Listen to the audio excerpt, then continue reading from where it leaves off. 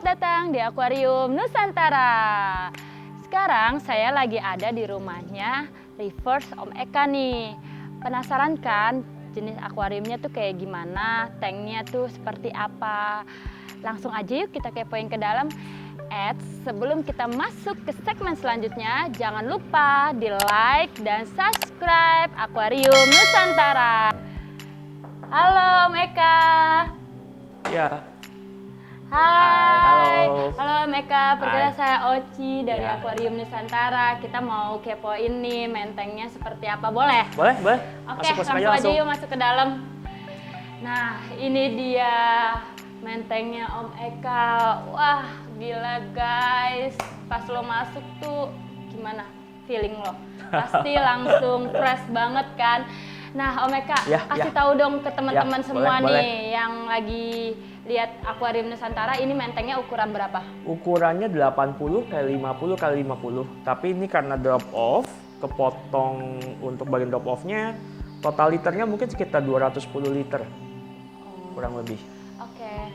Nah, ini kan aku lihat di menteng ini nih ada apa aja sih di dalamnya ini jenisnya? Jadi konsepnya ini dia mix ya, ada LPS, ada SPS. Awal mulanya semuanya LPS, cuman ketemu teman-teman grup, ya diracunin lah, racun SPS lah. Jadinya sekarang saya mix, jadi ada LPS dan SPS. LPS dan SPS iya. ya. Iya sih, ini kelihatannya sih dia bervariasi juga gitu kan. Nah, kalau tadi kan saya lihat dari luar ke dalam ini kan mentengnya tuh bersih, terus kelihatan sehat. Nah, boleh dong kasih tipsnya gimana sih nih cara pemeliharaan mentengnya ini? Oke, jadi sih kuncinya stabil ya kalau buat saya. Terus saya juga penganut ajaran lama, rajin WC, water change. Saya water change itu mungkin sekitar 3 minggu sekali lah, sekitar 10-15%. Selain itu juga mungkin sama lah kayak river-river yang lain ya, Big Three kali ya, kalsium, alkalinity, sama magnesiumnya. Berarti masih tetap WC ya? Masih tetap WC, masih tetap WC. Minggu sekali ya? Masih. Oke. Nah, terus kalau misalnya ini kan kelihatannya sehat-sehat juga nih ya. Dosing-dosing yang digunain ini sehari-hari apa aja nih? Big Three, jadi kalau alkalinity-nya sehari konsumsinya sekitar 15 mili. Oke, 15 mili. Kebetulan saya pakai Red Sea. Oke. Untuk kalsium juga saya pakai Red Sea sehari 5 mili. Kalau magnesium saya seminggu sekali. Oke. Seminggu sekali itu kurang lebih 25 sampai 35 mili seminggu. Catat tuh ya. Kurang lebih. Kurang lebih segitu. Ya. Nah, kalau misalnya itu kan untuk hariannya, ada nggak perawatan yang bulanannya juga? Trace element paling ya. Pakai Red Sea juga. Trace element itu buat pewarna. Supaya warna, merahnya lebih terang, birunya lebih terang, hijau lebih terang gitu. Supaya itu warnanya lebih keluar gitu ya betul, maksudnya betul. Itu gimana? Itu seminggu 3 kali. Saya biasanya sekali pakai 1 mili per masing-masing. 1 mili per masing-masing. Itu seminggu 3 kali. 3 kali ya. Nah, selain itu saya juga pakai rotifernya si Rimpods supaya buat konsumsinya mereka lah, sama amino, dosing amino. Jadi dosingnya juga dia banyak macam ininya ya perawatannya. Nah, tadi kan udah tahu tuh dosing harian dan juga dosing bulanannya. Nah, sekarang kita intip yuk samnya ya. Boleh ya. Cuman samnya kotor nih, mohon maaf ya teman-teman ya. Gak apa-apa, yang penting kan dalamnya ini ada apa aja, boleh ya? Ya, boleh, sorry. Dan samnya rada kompak nih ya. Tara, wah nyalakan. Nah, ini boleh jelasin nggak Om? Ini apa, biar Pak Rifas tahu. Ini samnya. Ini lebih ke buat auto top off-nya, buat top up air. Ya, standar sih sebenarnya, turun dari pipa, masuk ke chamber skimmer, ada rumbaknya juga. Rumbaknya mana yang rumbaknya ini sama ini. Di bawah situ juga ada rumbak sedikit. Rumbak saya pakai Marine Pure sama yang Maspec. Ini apa yang ini? Yang ini return pump. Return pump. Kalau ini sensor buat auto top off-nya air. Gitu. Terus apa lagi? Selain itu ini pakai GFO. GFO itu buat postpad ya. Mungkin sebelah sini kali Oh, ya, iya. boleh Ya, ya, ya. lebih enak jelasinnya. Ya, ini GFO buat postpad sih, buat reduce postpad. So far dulu saya sangat bergantung sama ini. Sangat bergantung buat nurunin postpad. Cuman semenjak saya ada carbon dosing, ini carbon dosing nih, saya pakai cuka. Cukanya cuka Heinz. Cuka Heinz. Ini lumayan bisa berkurang, lumayan lah ngirit. Lumayan mahal nih soal GFO. Lumayan ngirit sih. Lumayan ngirit sih. Terus apa lagi? Udah ya sama skimmer paling. Sama auto dosing ya. Itu aja sih so far. Dan ini samnya saya nggak pakai lampu sih. Saya nggak pakai, ini lampu cuman kepake buat kalau lagi bersihin doang sebenarnya. Jadi dia samnya ini sebenarnya nggak pakai lampu. Jadi lampu ini kayak gunanya kayak lagi mau bersihin di bawahnya gitu. Jadi dinyalain biar lebih kelihatan detail ya mana yang masih kotor kayak gitu ya. Oh jadi gitu ya cara apa ini samnya gitu camnya Omeka. Kita tutup lagi. Nah kita kan tadi udah lihat ya mentengnya juga samnya seperti apa gitu. Nah Omeka nih kan kalau misalnya parameter tank ya itu biasanya dijaga depth berapa gitu ya? Depth berapa itu bisa jelasin nggak? Gini nih, sebenarnya sih nggak ada patokan ya jaga parameter. Buat saya sih so far selama coral itu ngembang, happy, nggak ada yang mati sih harusnya sih nggak menjadi masalah. Tapi yang saya baca itu kan sebisa mungkin parameter itu kita ngikutin parameter laut di alamnya. So far sih saya menjaga di alkalinity sekitar angka 8 sampai 8,5 lah range itu. Kalsium sekitar 400 sampai 425. Kalau magnesium saya 1360 sampai 1400-an lah. Kurang lebih saya jaga di angka segitu sih.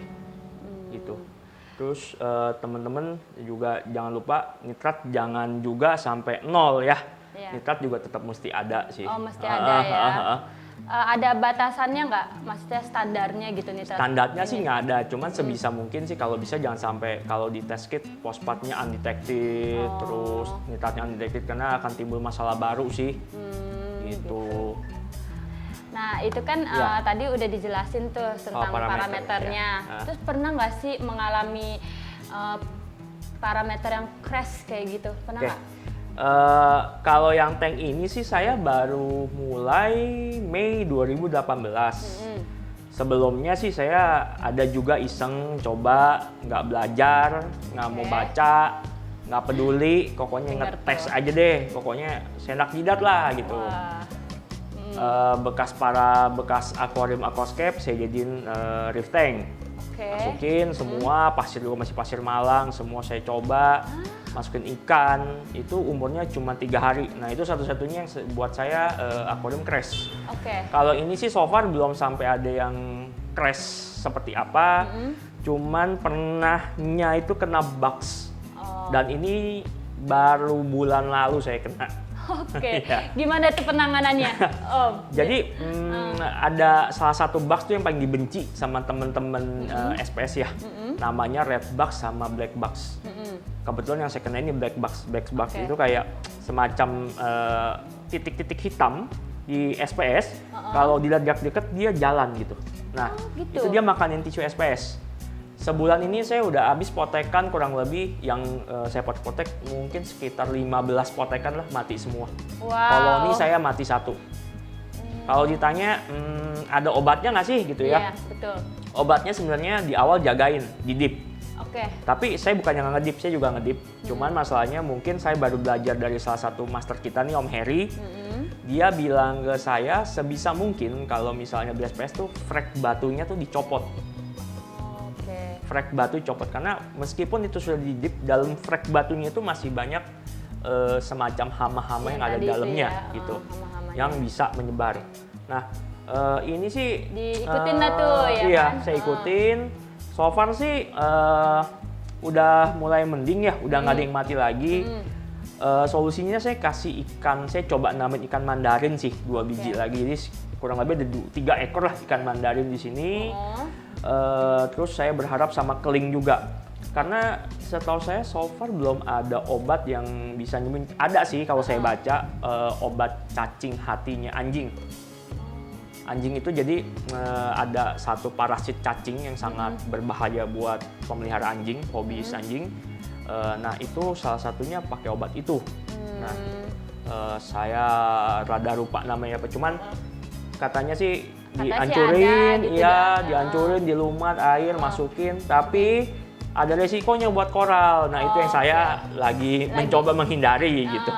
Tapi berarti belum ya, itu belum, baru hanya referensi ya, belum, baru baca referensi. Jadi solusinya mungkin Om Eka itu masukin beberapa ikan yang mungkin bisa makan hamanya juga ya, gitu kayak ikan mandarin tadi sama ikan apa Om? Sama keling liris, keling asli. Sama ikan keling ya? Iya, keling. Oke. Jadi nggak semuanya mesti sama obat sih kan, karena ini tumbuhan laut ya, di dalam mereka simbiosis mutualisme gitu kan. Jadi mereka ada jenis hewan yang makan bakteri jahat gitu, betul. ada yang memberikan bakteri baik gitu kan. Oke, wah berarti emang benar-benar kita tuh memelihara ikan itu harus banyak banget referensinya ya Om ya. Betul. Gitu. Nah, ini apa sih Om, kenapa kayak gini ya? saya lucu deh lihat ini nih ya. Ada umbul-umbulnya gitu. Apa ini simbolis punyanya Om Eka gitu? Ini sih iseng, pengen punya tanaman. Tadinya pengen punya bakau di sini. Cuma mau di mana bakau nggak muat. Bisa nggak ada lampu. Pengen yang ada hijau apa nih namanya airplane. Airplane itu tanaman yang nggak butuh tanah. Ini cuma saya tempel pakai lem Korea di batu, udah hidup. Semprot aja setiap hari. Ya, saya pikir masih terinspirasi dengan aquascape yang dulu ya. Oh ya ini gimana nih dari aquascape kan tadi awalnya kan bisa tertarik jadi ke air laut nih? Jadi mungkin teman-teman juga tahu ya, saya kan ada satu ikan tuh, ikan mandarin yang saya sebut juga. Betul. Saya tuh dulu awal mulanya 2017 lah ya, 17 saya ke pameran lihat ikan mandarin tuh yang warna biru, aduh tuh cantik banget, batik begitu deh, bagus banget. Dari situlah saya mulai tertarik sama air laut. Karena itu tadi saya nggak baca, saya nggak tanya, saya so jago langsung beli apa, pulang ke rumah bawa belanja akuarium air tawarnya saya keringin, ikan-ikan air tawarnya saya kasihin temen, air laut beli, cemplungin, dah saya cemplungin langsung. Saya beli 11 ekor ikan mandarin. Dan 3 hari tidak ada yang selamat satupun. Gak ada yang selamat satupun, jangan ditiru ya teman-teman semua, kasihan. Tapi ya nggak apa-apa ya, semua belajar dari kegagalan ya. Tapi kan ini udah banyak ya referensinya dari yang video-video sebelumnya. Tapi saya harap sih teman-teman nih ya, sekali lagi note, kalau misalnya mau memelihara akuarium air laut itu jangan nanggung-nanggung, karena udah banyak kejadian kan, mereka akhirnya ngulang lagi dan cost rasionya pun hasilnya pun sama. Iya, intinya gitu. sih banyak baca Baca juga, soalnya nih air laut, saya nggak bilang air tawar gampang, nggak. Air tawar juga ada kesulitannya sendiri. Cuma air laut itu butuh sabar sih ya. Cyclingnya aja udah sebulan sendiri. Yes. Kok jangan lupa cycling juga. Ya Om Eka, ini saya terpana banget nih sama ini. Ini nih apa sih fungsinya, bisa dijelasin Oh, ya? ini controller sih. Ini controller return pump, ini wave maker. Saya pakai wave maker 2, sebelah sini sama sebelah sini.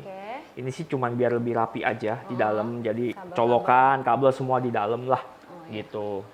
Ya sih emang terlihat rapi sih. Ya masing-masing sih desainnya ya. Iya. Pengen jadi river tapi yang rapi gitu lah. Iya, lah. pengen jadi river tapi yang mudah-mudahan rapi. Iya. Nah, terus saya juga dapat nih bisikan-bisikan halus nih ya. Iya, iya. Nah, ini nih apa maksudnya nih Om? Jelasin nih Om. Ini yang jaga genteng saya sih. Sebenarnya semua rahasia gitu. saya adanya di sini. Oh gitu, saya pikir dia mau nunggu ikan ke atas, dia mancing gitu. Ini hadiah Happy Meal. Happy Meal. Anak beli, mainan berantakan saya taruh aja deh. Nah, Om Eka nih, dari ini kan akuarium banyak nih tumbuhannya di dalam, ada LPS, ada SPS gitu. Yang paling favoritnya Om Eka nih yang mana nih? Yang disayang-sayang gitu. Harusnya sih semua saya favorit. Harusnya semua saya sayang nih. Cuman yang paling sayang kalau LPS mungkin John New merah. Kalau SPS mungkin saya baru dapat nih. Oh ya. Satosa dari Om Heri. Wah. Om Heri. Kayaknya tuh orang baik banget deh. Kayak kita mesti ke situ lagi nih buat Om Heri sih super lah, dia bisa ngajarin semuanya cukup baik, cukup bagus juga. Awalnya saya juga belajar SPS banyak dari beliau sih. Kasih tahu dong ini apa jenisnya? Satosa ini Montipora, sejenis Montipora, setahu saya. Saya sih belum pernah nemuin ada pedagang lokal yang jual.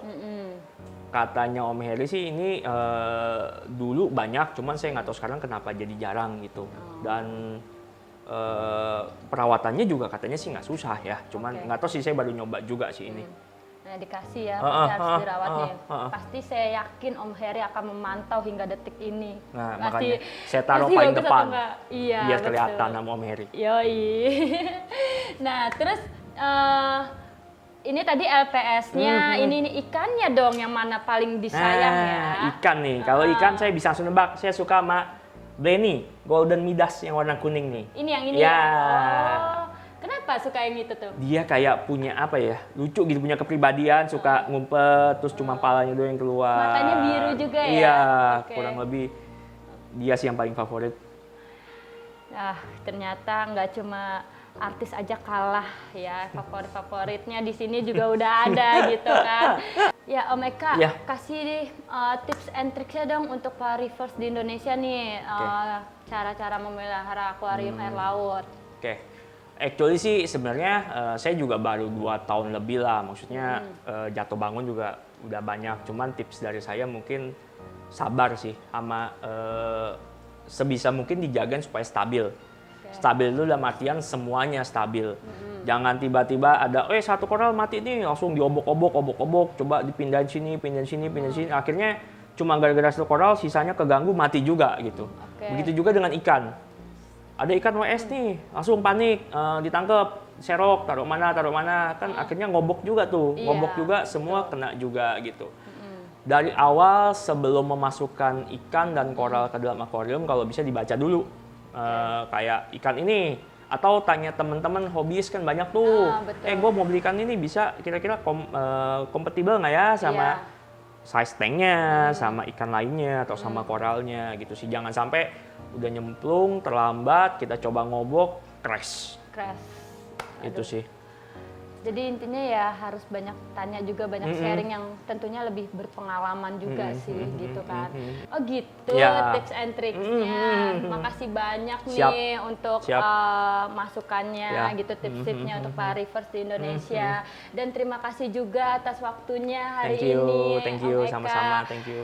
Ya, bagi para reefers semua di Indonesia yang lagi pantengin Akuarium Nusantara, jangan kemana-mana karena kita masih banyak lagi video-video yang menarik lainnya.